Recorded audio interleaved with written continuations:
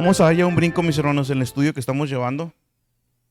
Um, por ahí puse una recapitulación, mis hermanos, de lo que hemos estado viendo. Obviamente esta recapitulación pues es bastante extensa. Nomás vamos, o sea, me refiero en tiempo. Y se los digo, mis hermanos, porque otra vez hago hincapié, los invito a que utilicen, mis hermanos, los medios que tenemos como iglesia. Yo mismo, cuando estaba agregando otra vez las slides con todo el contenido que hemos visto, dije, esto es mucho lo que hemos visto, mis hermanos. ¿Sí? Entonces, si no lo está repasando, mis hermanos, si no se pone a escucharlo ahí, mire, hermano, redima el tiempo. Redímalo. Hoy en la tarde, mediodía, me recordaba a mi esposa un podcast que escuchamos hace mucho. Y me recordaba esa de redimir el tiempo, mis hermanos. Y yo me acuerdo que platicábamos un episodio donde pues, las personas que están hablando ahí hablaban de un pastor que redimía el tiempo cada vez que estaba en el tráfico, en filas. ¿Y cuánto tiempo no gastamos en filas? Esperando. ¿Cuánto tiempo no gastamos, mis hermanos? En fila, en semáforos. No sé, mis hermanos. Si este pastor tenía la costumbre de ponerse audiolibros, ¿verdad? Y así es como él iba nutriéndose. Mis hermanos, ahí están los medios que tenemos como iglesia, ¿sí? Ahí están Spotify, póngase los audios, póngase YouTube cuando esté lavando trastes, cuando esté en la fila, cuando esté, no sé, mis hermanos, pónganselo y esté escuchándolo. Porque si no, mi hermano, no va a haber, no hay de otra manera, mis hermanos, de que podamos tener todo esto fresco. O sea, ni yo mismo, tengo que volver a estudiarlo. Lo tengo que dar el paso otra vez y me tengo que volver a estudiar porque me doy cuenta que se me olvidan cosas que ya he visto. Si soy yo, mis hermanos. Y a mí se me olvidan cosas, que es el que está estudiando y leyendo y preparando todo, pues, cuanto más ustedes, mis hermanos. ¿Sí? Como siempre he dicho, no esperen que en una hora Dios haga un milagro. No va a pasar. ¿Sí? No va a pasar. Entonces, es mucho, ¿verdad? Y otra vez les invito, de nuevo, ahí está YouTube, ahí está Spotify, utilícenlo, mis hermanos. La necesidad de un redentor. Acuérdense que estamos hablando de la obra de Cristo y nuestro primer punto general, ¿sí? Es la necesidad de un redentor. Vimos ya bastantes cosas y recuerde que ahí el propósito de ese punto era responder a la pregunta: ¿por qué necesitamos un Salvador?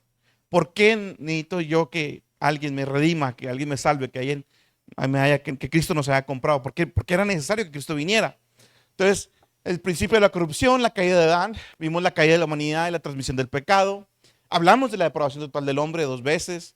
La muerte espiritual y la incapacidad moral. Hablamos de que somos esclavos de Satanás. Después, en el segundo punto, vimos la disposición de Dios al pecador. ¿Y cuál era el propósito aquí? Bueno, el hombre ha pecado, el hombre se ha desviado. Dios no se iba a quedar con los brazos cruzados. ¿Sí? Dios no se iba a quedar con los brazos cruzados. Si pueden prender esta pantalla, mis hermanos, no sé por qué está apagada.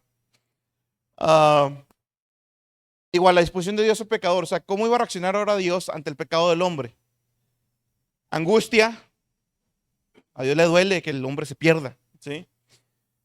La ira de Dios, obviamente, porque Dios no se mueve por sentimentalismos, aborrecimiento u odio, enemistad y venganza, ¿sí? Esa es la reacción de Dios ante el pecado del hombre. Y después tenemos el juicio de Dios para el pecador. Eso también ya lo vimos, mis hermanos, el juicio de Dios para el pecador. Vimos la formulación de los cargos. Imaginamos al pecador, al hombre en general, en esa sala de un juicio donde está delante del juez perfecto, ¿verdad? Y es juzgado, como lo mismo lo señalan las escrituras. Vimos la formulación de los cargos, hablamos de cómo se divide, vimos el veredicto y vimos la sentencia, una amplia sentencia, que es donde estoy ahorita en el paso. Después, en el cuarto punto, mis hermanos, porque no todos son malas noticias, ¿verdad? Las buenas nuevas, eso es lo que significa el evangelio. Vimos descubriendo el evangelio, es lo que estamos haciendo, estamos descubriendo el evangelio.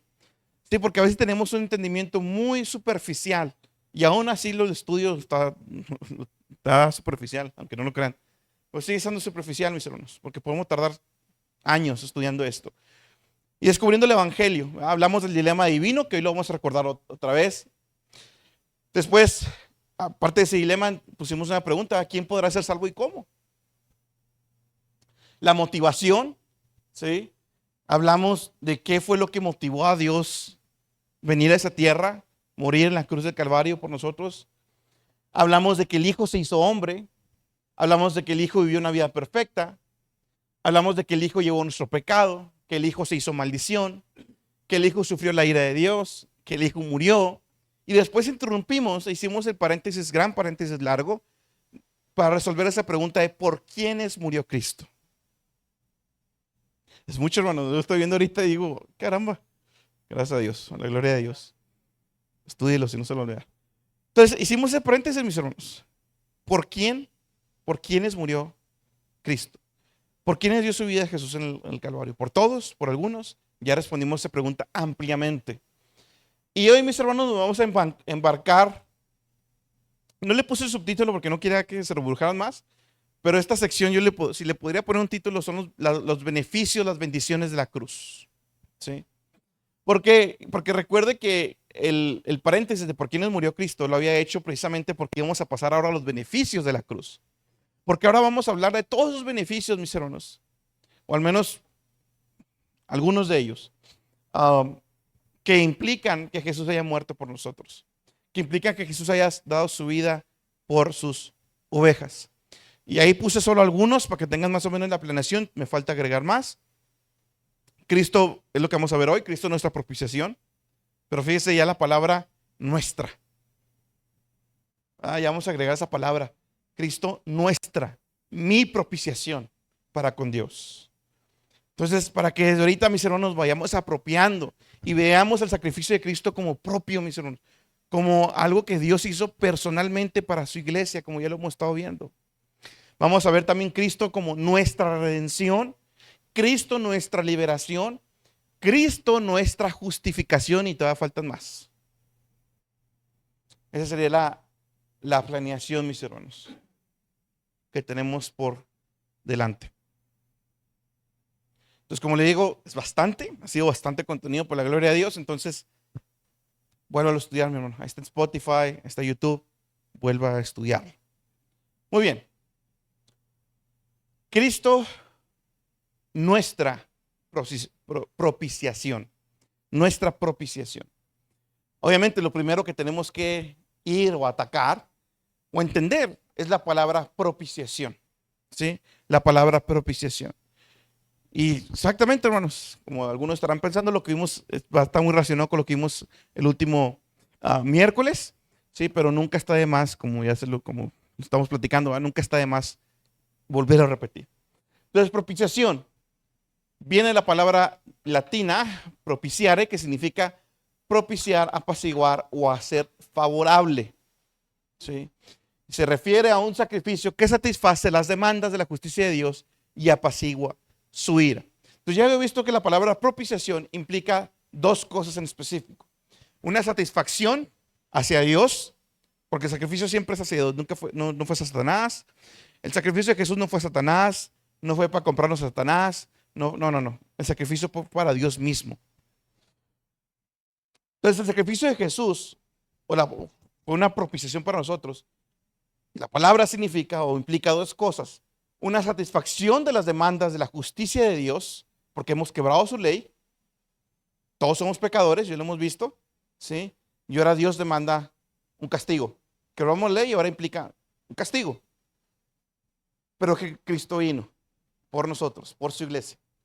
Entonces, en el sacrificio de Cristo, Él propició, o sea, Él satisfizo las demandas de la justicia, que la justicia de Dios exigía. Pero además también la palabra implica un apaciguamiento de su ira. Y es lógico y es consecuente una con la otra. Porque si la justicia es satisfecha, pues entonces ya no hay ira de parte de Dios, ¿verdad? Ya no hay por qué expresar ira. El gran dilema, como le decía ahorita, vamos a volver a tocar este punto. En las escrituras, mis hermanos, se encuentra un gran dilema. Un gran dilema. ¿Cómo puede Dios ser justo y sin embargo mostrar misericordia para con aquellos que deberían ser condenados? Este dilema sobre todo lo encontramos en el Antiguo Testamento. Dios es justo, mis hermanos, y por lo tanto, Él debe de actuar de acuerdo con los más estrictos estándares de justicia que él mismo estableció, absolviendo al inocente y condenando al culpable. Si perdona al culpable y no castiga cada infracción de la ley y cada acto de desobediencia, entonces Dios sería injusto. ¿Sí? Si perdona, pero no castiga. Entonces no puede perdonar sin castigar. La respuesta, mis hermanos, a este dilema se encuentra, como ya lo hemos visto, en la manera en que la palabra propiciación se relaciona con el Evangelio de Cristo. El mismo Dios que en su justicia condena al malvado, se hizo hombre y murió en lugar del malvado. Dios no ignoró, Dios no dejó pasar, Dios no se hizo el cieguito, Dios no modificó sus estándares, sino que satisfizo Jesús las demandas de la justicia divina en contra de ellos y apaciguó su propia ira a través del sufrimiento y muerte de Jesucristo. Entonces no fue, mis hermanos, que Dios al ver a su hijo hizo un poquito menos o diluyó un poquito las exigencias que implicaba su justicia, que implicaba que Jesús moría por nuestros pecados. No es que Dios en ese momento se vio movido en su corazón porque vio a su hijo ensangrentado en la cruz y haber sido golpeado y escupitado y todas las maldades que hicieron contra nuestro Señor. Y no es que Dios se moviera en su corazón, se compungiera de corazón y dijera, como es mi hijo, no lo voy a castigar como debería. Como nosotros sí lo haríamos. Dios no hizo eso.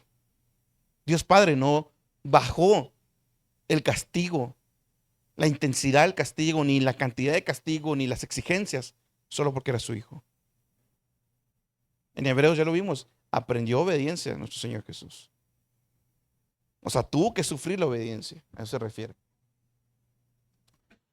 Esa es la propiciación, para tenerlo en nuestra mente. Dos cosas, satisfacción de demanda de justicias y apaciguamiento de la ira. Es importante entender, mis hermanos, realmente qué significa cuando se hace referencia a la satisfacción que hizo Cristo a las demandas de la justicia divina. Es importante entenderlo y comprenderlo bien. Y para eso tenemos que hablar de la satisfacción penal. Satisfacción penal. Por poner un ejemplo, como lo dice ahí, la deuda se satisface. Ahora, perdón, antes de esto, eso que vamos a leer es en la esfera terrenal, ¿sí? Para poder entender lo celestial. En la esfera terrenal. La deuda se satisface cuando el criminal cumple la sentencia decretada por el juez. No se requiere que la sentencia sea de la misma naturaleza que el crimen. ¿A qué me refiero? Para un robo puede ser una multa. Para un homicidio, un encarcelamiento. Para la traición en un país puede ser el destierro.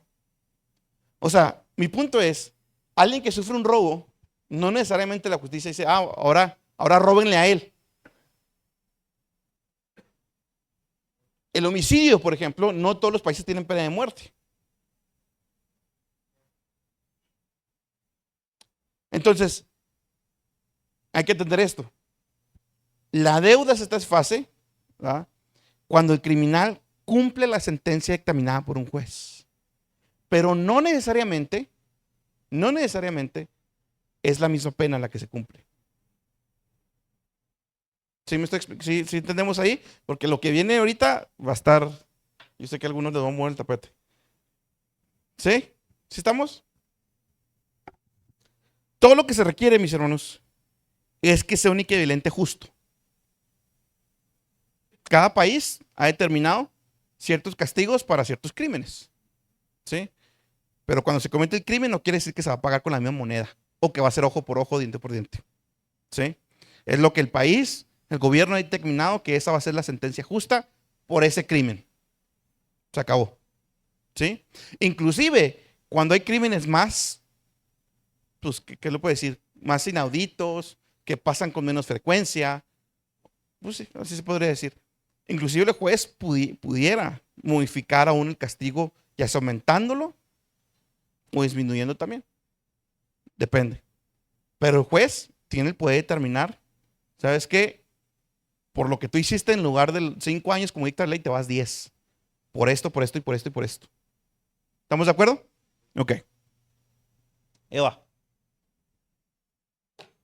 Cristo, mis hermanos, no sufrió la misma pena en todas sus circunstancias que correspondía a su pueblo, sino que cargó plenamente con el castigo equivalente y suficiente para satisfacer la justicia de Dios en su favor. Otra vez.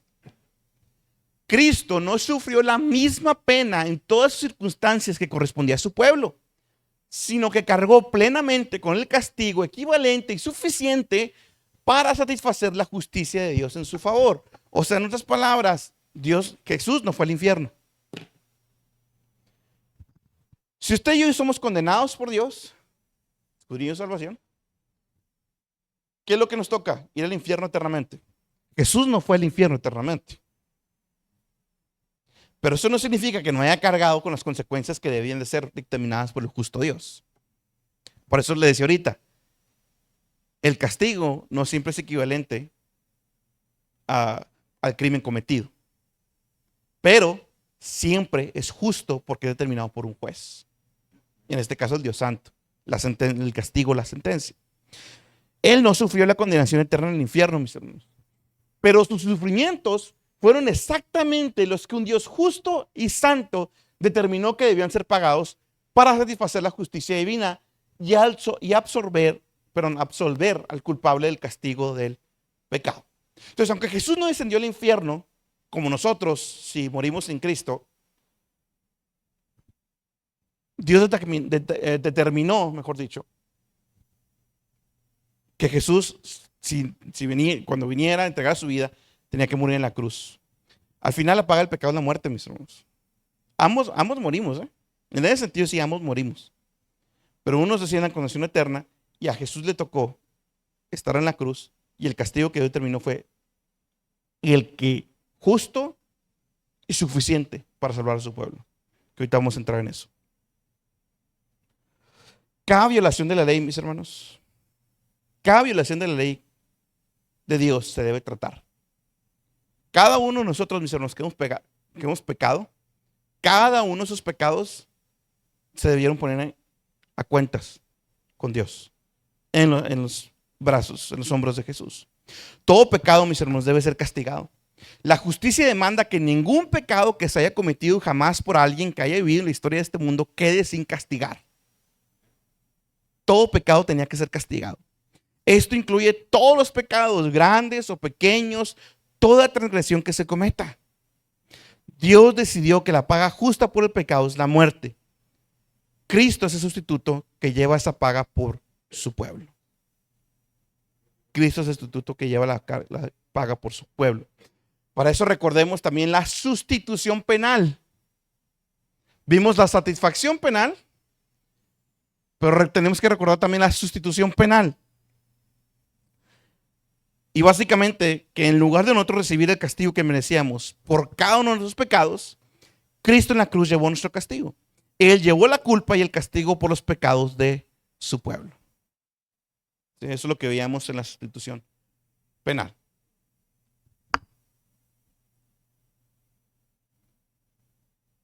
Segunda de Corintios 5:21, al que no conoció pecado, le hizo pecado por nosotros para que fuéramos hechos justicia de Dios en él. Ya veíamos que le hizo pecado por nosotros. Jesús no puede pecar. Entonces quiere decir que los pecados le fueron imputados, puestos a cuenta. Isaías 53:5, mas el herido fue por nuestras rebeliones. Fíjese cómo habla Isaías. Mas el herido fue por nuestras rebeliones, molido por nuestros pecados, y el castigo de nuestra paz sobre él. Por su llaga fuimos nosotros curados. Jesús recibió el castigo, nosotros recibimos el beneficio de ese castigo.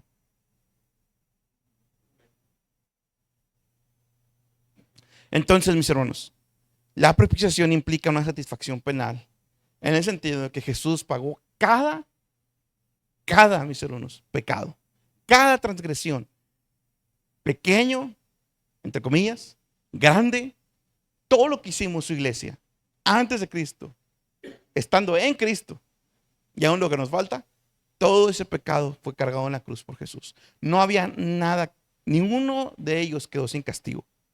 Ninguno, ninguno, mis hermanos. Él cargó plenamente el castigo que nosotros merecíamos. Ahora, después nada que sigue, hermanos. Ahí está.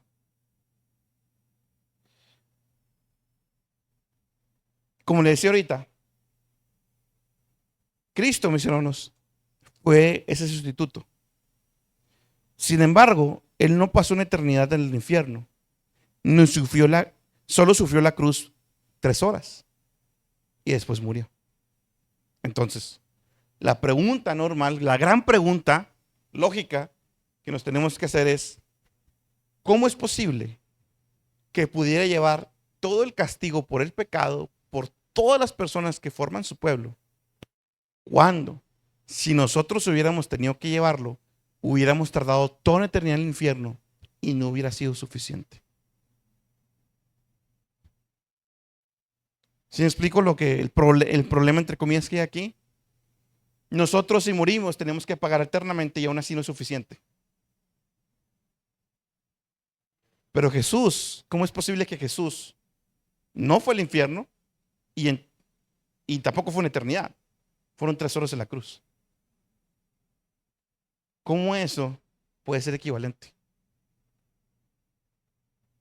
Ahora, estamos hablando que cada una de las personas que ha cometido pecado tienen que ir al infierno. Cada una, y aún así no lo pagan. Aquí fue una sola persona.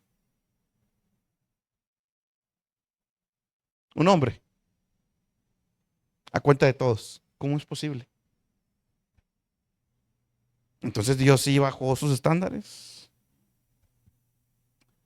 La respuesta, mis hermanos, muy resumidamente, se encuentra en la naturaleza de aquel que sufrió y murió. En la naturaleza. Y hablamos de la naturaleza. ¿Se acuerdan de la naturaleza de Jesucristo? Ya que el Hijo de Dios es la plenitud de la deidad en forma corporal. O sea, en otras palabras, la respuesta tiene mucho que ver con quién es Jesús. ¿Es un profeta nomás? ¿Es un maestro solamente? ¿Un buen revolucionario? No. Jesús es Dios. He ahí, mis hermanos, la respuesta, obviamente muy resumido, en por qué. ¿Cómo es posible que este hombre, en 3 horas, mis hermanos, sin descender eternamente al infierno, haya podido hacer capaz la redención de miles de personas que forman su pueblo? Es porque ese hombre en la cruz no era nomás un hombre, era Dios mismo. Dios encarnado, sufriendo, derramando su sangre por un pueblo, por una iglesia. Su valor, su vida, ese valor infinito, hermanos, porque es Dios el que está en la cruz, de un valor infinitamente mayor al de todos aquellos por los que murió. Decía un predicador, si tú pones en una balanza a Jesucristo y pones lo mejor de este mundo, mis hermanos, las mejores mentes, las mentes más brillantes, la creación más hermosa que puede haber, mis hermanos, ponga todo del otro lado de la balanza y no se podrá comparar con el valor infinito que es Jesús. Y no quiero predicar, mis hermanos, pero a veces ese valor parece que no lo tenemos, aunque no lo vemos de esa manera, porque lo cambiamos por otras cosas. Mis hermanos, esta muerte del Hijo de Dios, fíjate lo que dice un teólogo, esta muerte del Hijo de Dios es la ofrenda y satisfacción única y perfecta por los pecados y de una virtud y dignidad infinitas y sobradamente suficiente como expiación de los pecados del mundo entero. Como ya lo vimos en la expresión limitada, suficiente para todos, eficiente para algunos, eficaz para algunos. Aunque fueron solo 3 horas, mis hermanos, esto no hace menos intensa la severidad de lo que Cristo sufrió por nosotros. Ya lo he dicho otras veces, pero por si alguien lo escucha por primera vez, Muchas veces pensamos que el sufrimiento de la cruz fueron los clavos, la corona, los golpes, el escupitajo, el que rasgaran su espalda, el que estuviera cubierto de sangre. A veces pensamos que hemos sido redimidos por como los romanos lo golpearon, pero no somos redimidos por unos simples golpes, entre comillas simples. Porque pensemos en todos los mártires que han vivido. Los quemaban vivos, los crucificaban al revés, los encerraban, mataban a su familia y morían gozosos. ¿Cómo es posible entonces que Jesús dijo, si fuera posible que pase de mí esta copa? Entonces Jesús tenía miedo y sus discípulos fueron más valientes. ¿Qué pasó?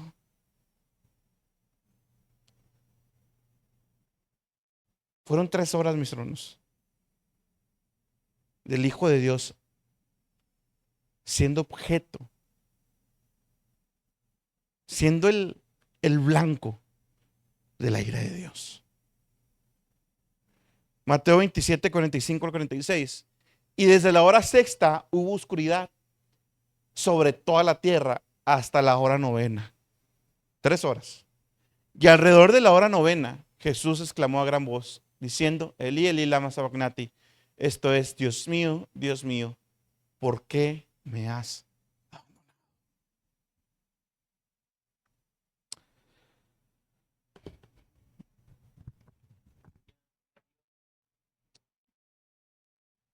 Cristo en ningún momento expresó, a Cristo no le dolió el abandono de sus apóstoles en el sentido de al nivel que estamos viendo aquí. No se expresó así cuando lo golpearon. No se expresó así cuando lo laceraron. No. Se expresó así hasta que Dios Padre le dio la espalda a él. Y no fue porque no aguantaba ver a su hijo cubierto con sangre. Fue porque su hijo se había vuelto receptor de toda la porquería que nosotros llegamos a hacer. Por eso Dios se volteó. Mis hermanos, en esa cruz, mis hermanos, Él bebió la copa de la ira de su Padre. Tomó la culpa de todos los pecados de todas las personas que hayan creído jamás. Y llevó toda la furia de la ira de Dios como un sustituto penal. Los horrores del infierno eterno de todos los redimidos debían haber sufrido colectivamente, todos nosotros, lo soportó Cristo durante 3 horas. Todo lo que nosotros debíamos de sufrir, mis hermanos, toda la ira que estaba planeada, y ya lo hemos visto esto, mis hermanos, ¿qué es lo que hace la ira tan terrible, mis hermanos? Que la ira de Dios no es una ira de un arranque como los que nosotros tenemos. La ira de Dios es planeada. La ira de Dios es planificada. No es un arranque. Eso es lo peor, mis hermanos. No, es aún peor que un arranque. Es la ira de Dios planeada contra su propio hijo. Dice Isaías 53, y Jehová quiso quebrantarlo. Jehová lo sujetó a padecimiento por nosotros. Por nosotros.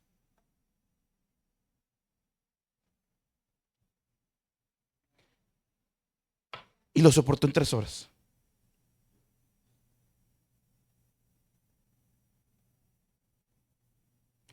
Es un pensamiento, mis hermanos, decía un teólogo. Es un pensamiento impactante que Él soportara tanto por nosotros y que lo hiciera voluntariamente.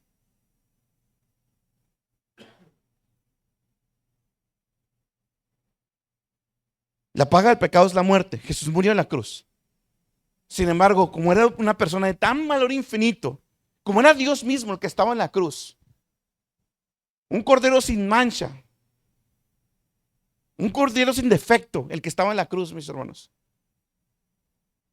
En 3 horas, Jesús absorbió toda la ira de su Padre sobre sus hombros. Por su llaga fuimos nosotros curados. Y todo eso, mis hermanos, lo soportó. Toda esa ira la soportó por nosotros. Y lo hizo voluntariamente. Voluntariamente.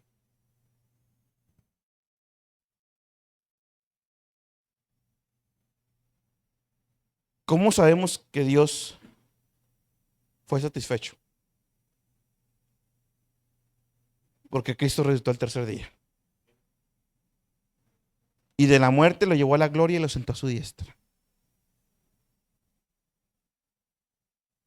Cuando Jesús murió dijo, lo último que dijo fue consumado es. La deuda ha sido pagada. El castigo ha sido satisfecho. No a ver si. No para ver a quién me acepte. No. Consumado es. Hebreos 1:3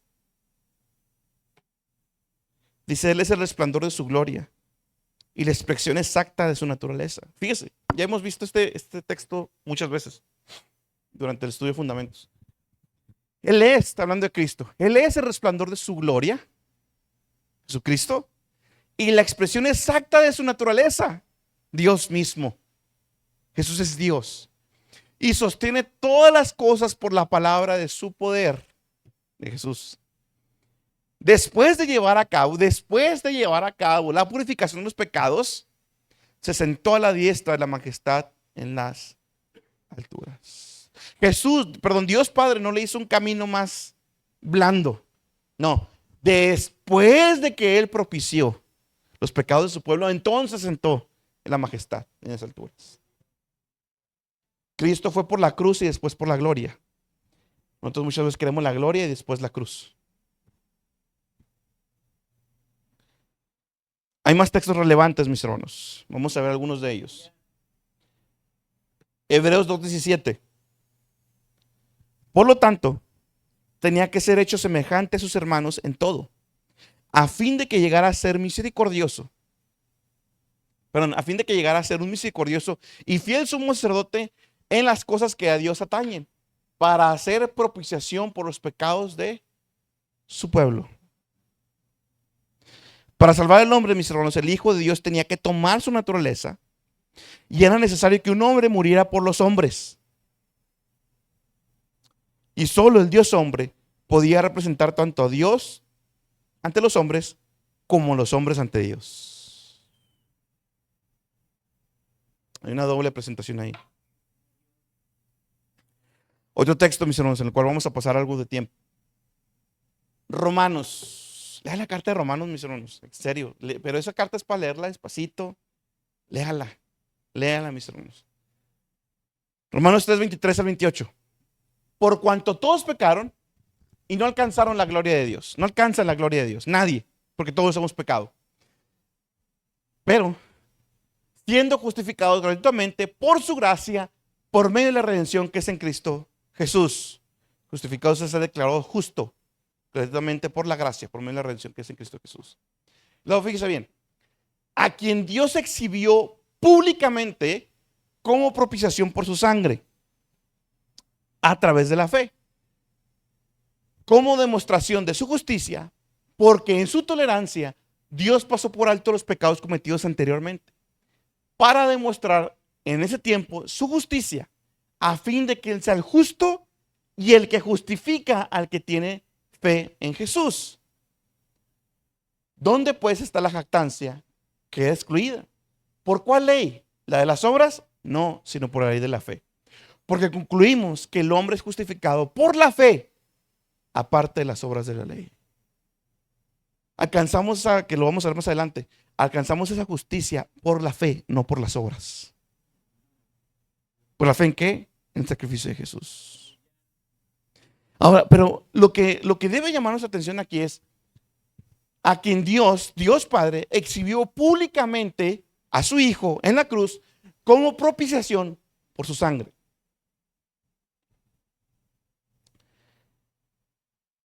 La pregunta es, ¿por qué era necesario que fuera exhibido públicamente? ¿Por qué esa necesidad? ¿Cuál era el propósito de que Dios exhibiera públicamente a su hijo como lo hizo? La respuesta nos la da el mismo texto si seguimos leyendo, mis hermanos. Si se fija, dice, porque en su tolerancia Dios pasó por alto los pecados cometidos anteriormente para demostrar en ese tiempo su justicia. ¿Qué quiere decir?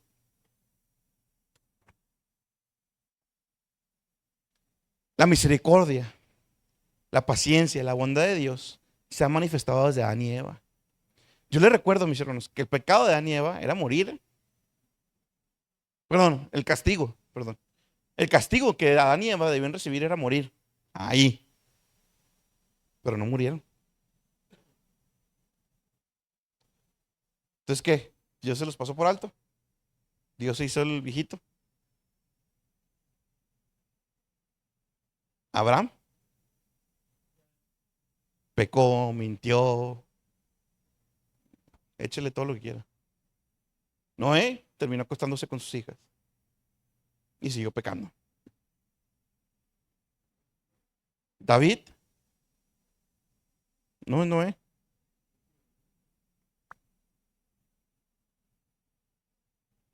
David, tomando poder. Mis hermanos, Adán y Eva merecían la muerte, pero les fue concedida vida. El mundo entero debió haber sido destruido durante el tiempo del diluvio. Pero él, Dios, salvó a Noé y su familia. La rebelión constante de Israel contra la ley de Dios debió haber sido resultado de la destrucción de la nación. Dios debió haberlos desaparecido del mundo. David no debió haber sido perdonado por sus crímenes de adulterio y asesinato. Entonces, ¿cómo puede entonces Dios ser justo y aún mostrar misericordia a aquellos que deben ser condenados?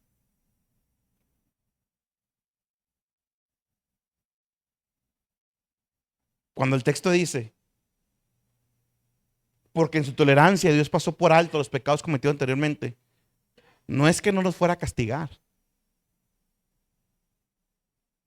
No es que no los fuera a castigar.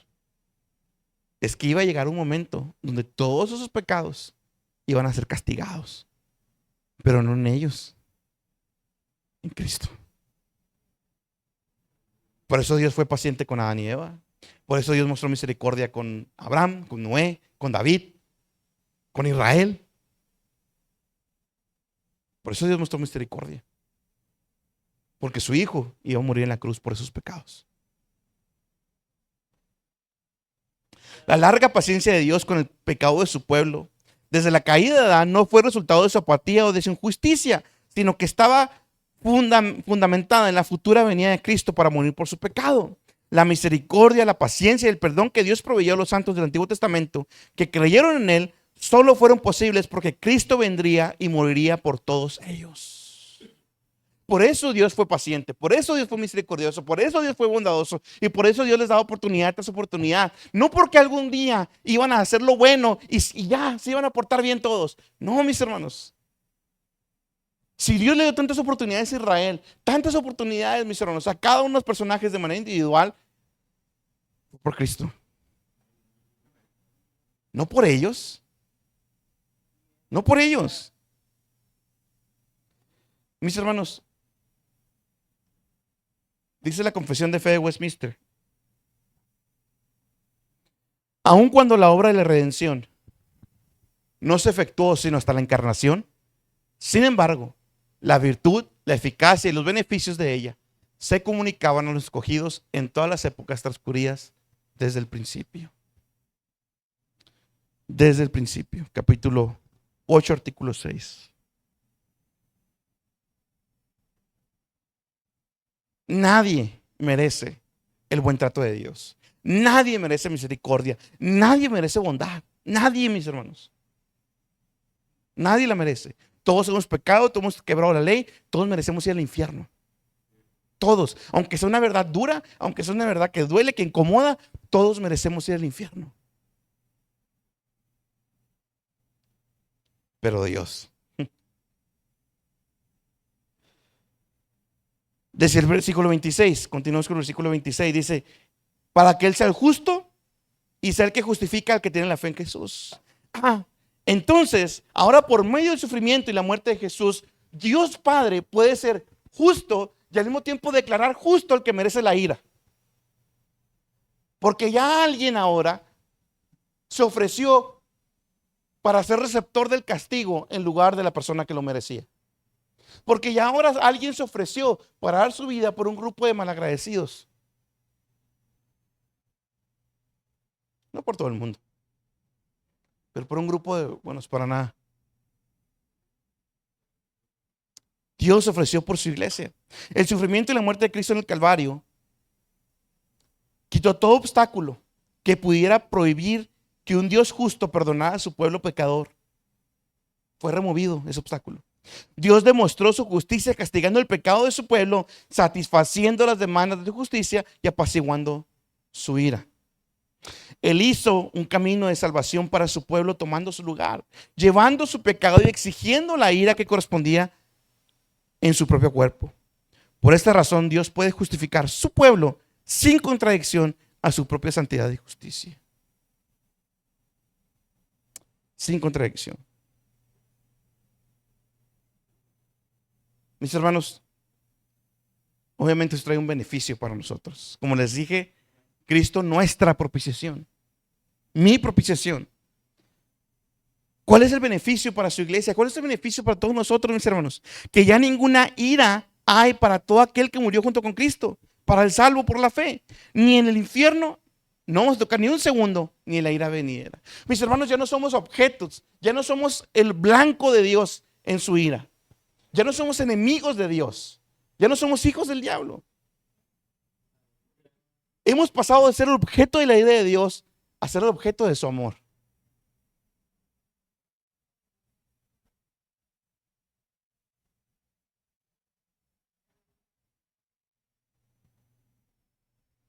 Romanos 5:9.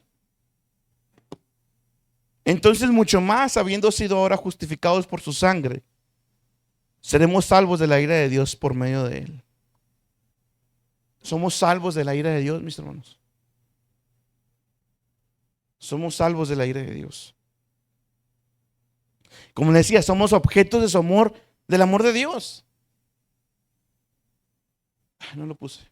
Bueno, primera de Juan 4:10 dice, en esto consiste el amor, ya lo conocemos. No en que nosotros hayamos amado a Dios, sino que Él nos amó a nosotros y envió a su Hijo como propiciación por nuestros pecados. Primera de Juan 4:10. Somos objetos del amor, mis hermanos, del amor de Dios, de un amor incondicional, inmutable, fiel, eterno. Salmo 32:1. Cuán bienaventurado, doblemente dichoso es aquel cuya transgresión es perdonada y cuyo pecado es cubierto. Mis hermanos, pensemos en esto. Tanto el ateo como cristianos también muchas veces nos parece que lo que más nos asombra o lo que más nos causa ruido en nuestra cabeza es cuando vemos a Dios ejecutando su justicia.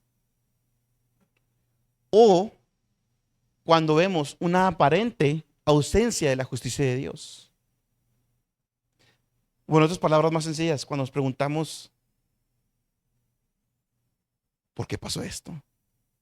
¿Por qué Dios permitió esto?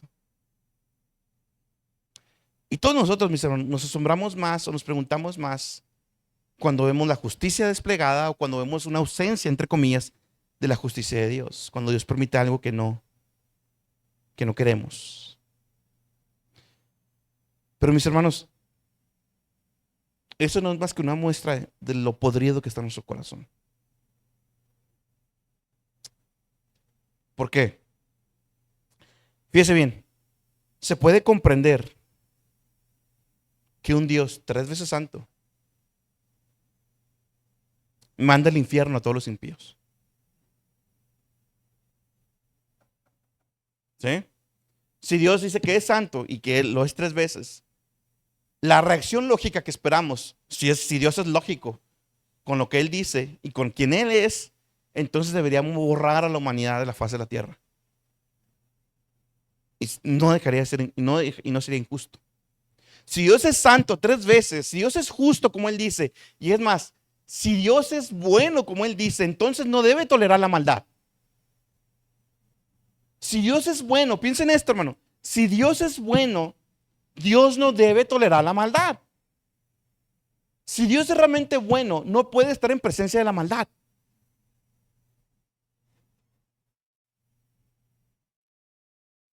Entonces, ¿qué debe hacer un Dios que es bueno? Eliminar toda maldad. Porque la repudia, no puede estar delante de ella. ¿Sí? De hecho, mis hermanos, a lo que le debemos de temer no es a la ira de Dios, es a que Dios es bueno. ¿Sí? Le debemos de temer a que Dios es bueno, porque nosotros no lo somos. Porque la humanidad no lo es. A eso es lo que debemos de temer realmente.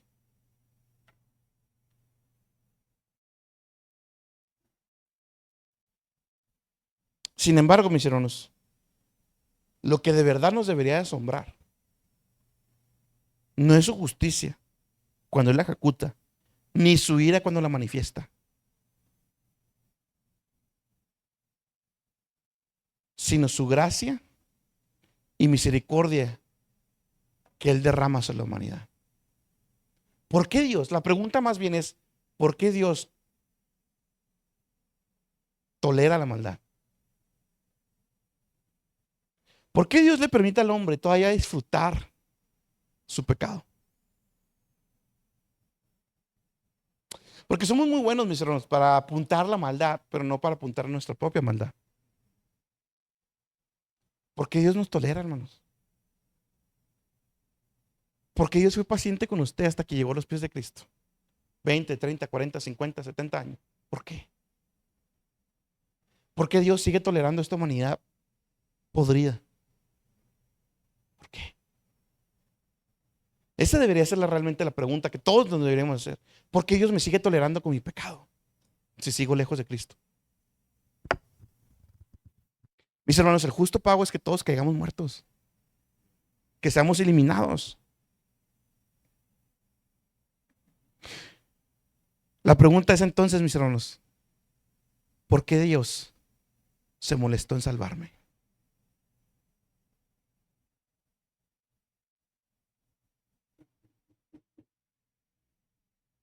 Ya vimos que Dios aguanta esta humanidad y la tolera toda su maldad por la causa de Jesús, porque su Hijo sufrió en la cruz para salvar a su pueblo.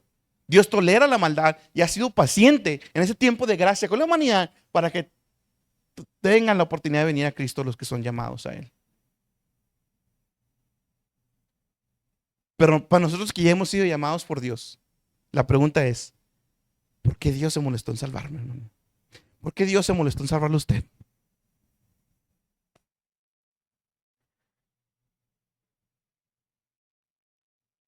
Estamos bien a gusto en las sillas, hermanos. ¿Por qué Dios se molestó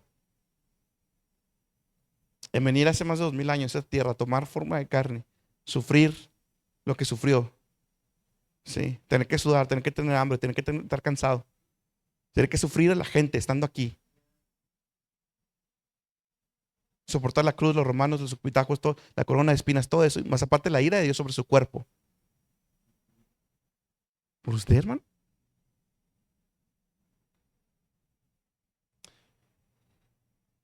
Hace un tiempo vi una foto mía cuando tenía como, ¿qué será? Yo creo 1 año o 2 de, de cuando Cristo me rescató. Y me vi en la foto, mis hermanos.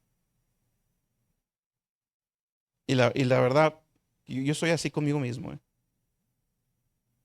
Me vi y dije, qué bueno para nada.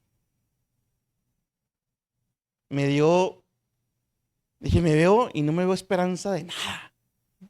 O sea, y me refiero a servir en la obra, o a estar predicando, o a estar evangelizando, o a servir. Me veo y digo, este bueno, para nada. Este chavo que ahí me veía más joven, no me veía ninguna esperanza, hermano. Me veo y digo, no sirvo para nada. O sea, me veo en esa imagen y digo, con razón el pastor, pues pobre, ni modo con el que le tocó trabajar.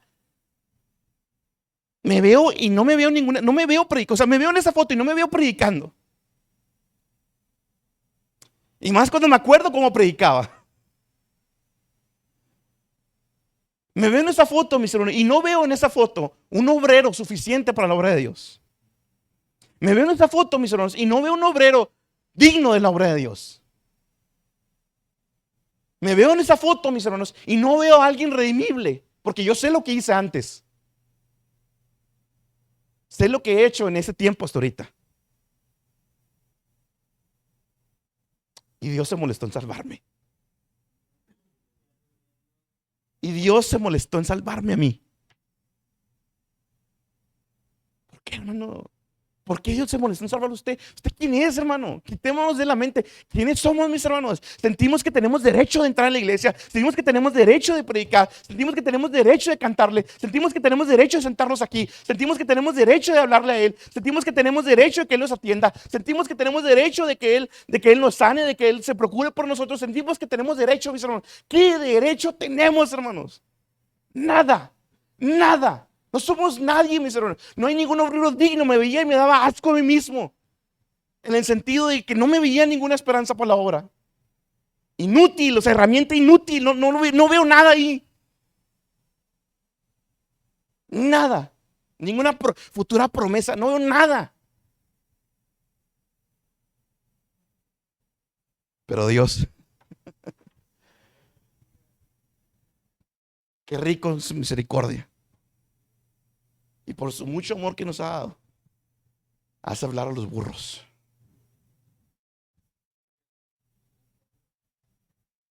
¿Sabe cuál es el problema? De que no estamos tan entregados, tan consagrados. Porque no vemos a Cristo como debemos verlo. Y no nos vemos a nosotros como deberíamos de verlo. ¿Quién soy yo, hermanos? ¿Quién es usted? Para que tenga el derecho de estar sentado aquí ahorita. ¿Quién es usted para que tenga el derecho de cuando cierra sus ojos entra al cielo con confianza? No somos más que pecadores, viles, impíos, buenos para nada, soberbios, adúlteros, idólatras, drogadictos, borrachos.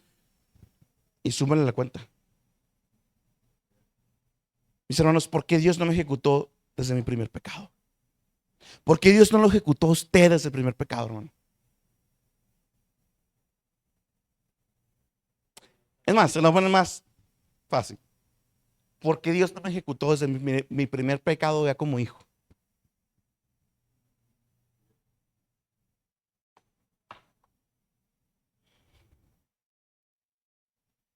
Hay injusticias, mis hermanos, es una realidad. En este mundo hay injusticias en un sentido horizontal, o sea, entre el hombre. Pero jamás, jamás existirá una justicia en sentido vertical. Jamás. Porque aún la propia maldad con la que nos estamos atragantando ahorita es consecuencia de nuestras propias acciones.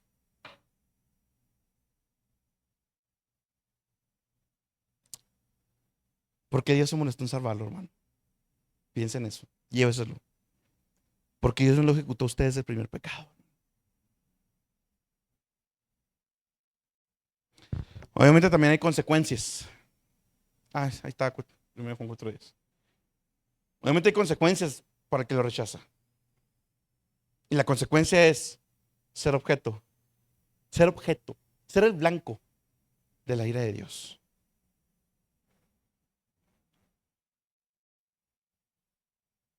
Ser el blanco de la ira de Dios, hermano. ¿Y sabe qué es lo más terrible todavía?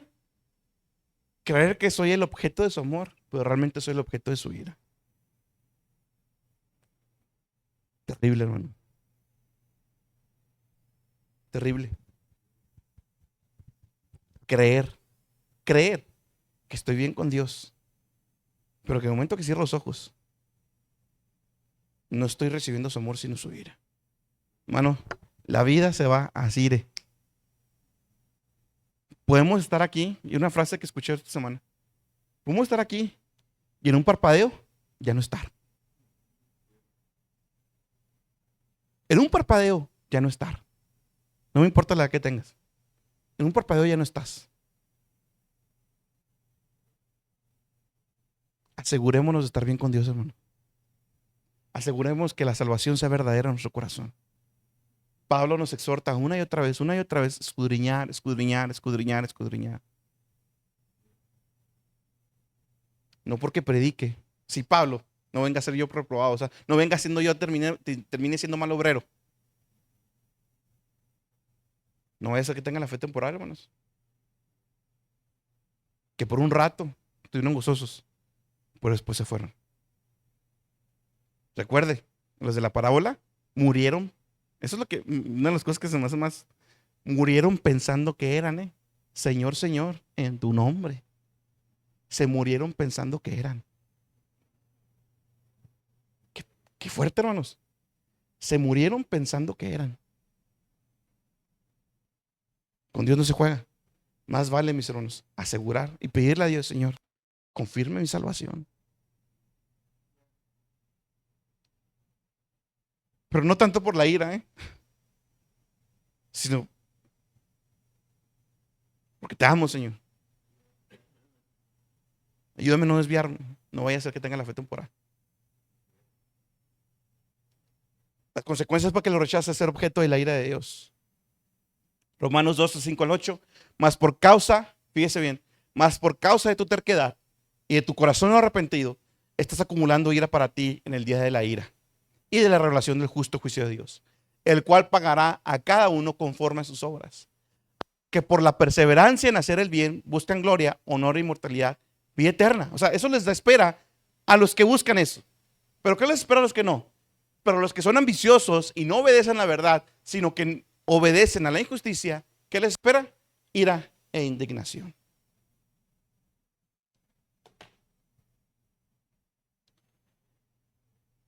Cristo nuestra propiciación. Mi propiciación, su propiciación.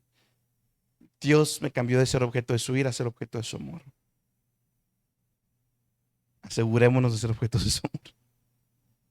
Asegurémonos que realmente la salvación ha llegado a nuestro corazón.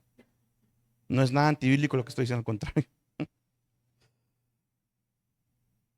Pero mi hermano, si Dios le ha confirmado, si Dios le confirma, si Dios le confirma cada día, gócese, gócese, porque de ser objeto de su ira fuimos objeto de su amor. De ser enemigos de Dios nos sentó a la mesa con Él. De ser enemigos de Dios ahora somos sus hijos. Mira cuál amor nos ha dado el Padre, que ahora somos llamados hijos de Dios. Gócese, hermano, de que Dios fue por usted. Oveja descarriada, sucia, maloliente, ciega, y que Dios quiso rescatarla, hermano. Ahí donde estaba, en su borrachera, en su idolatría, en su tontería, en su pecado, en su inmoralidad sexual. Ahí fue Dios a rescatarlo. Denle la gloria a Dios, mis hermanos. Denle a Dios, la gloria a Dios. Y piense, Señor, llévese esa pregunta, hermano. ¿Por qué te molestaste en rescatarme a mí, Señor? ¿Quién soy yo? ¿Quién es el hombre? Para que tengas de memoria. Y el Hijo del Hombre para que lo visites. ¿Quiénes somos, mis hermanos? Para que Dios me haya revelado, nos haya revelado, nos haya iluminado con su verdad. Iluminado es la mejor palabra. ¿Quiénes somos, mis hermanos? Para que ahora comprenda que no me debo postrar ante un pedazo de yeso. ¿Quiénes somos? Para que ahora comprender las verdades y los grandes misterios de la palabra de Dios. ¿Quiénes somos, hermanos? No piense ni por un segundo. Es que lo estoy repitiendo, pero no piense ni por un segundo que usted fue rescatado porque iba a ser un buen obrero. Acuérdese de esto. A mí siempre se me queda. No somos más que burros que Dios a veces hace hablar. Es lo que somos. Menos que nada. Den la gloria a Dios, mis hermanos. Y no se lo olvide. Cristo es mi propiciación. Cristo satisfizo mis pecados, recibió el castigo de mis pecados en la cruz. Y ahora no soy más que receptor del amor de Dios.